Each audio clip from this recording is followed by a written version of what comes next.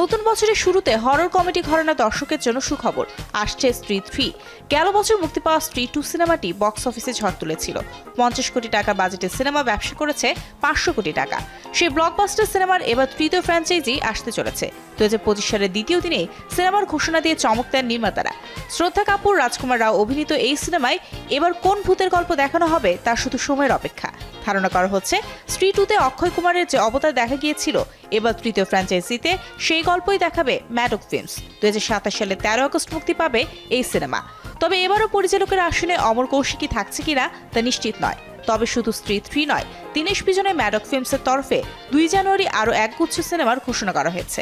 সে তালিকায় রয়েছে বরুণ ধাওয়ানের ভেরিয়া 2।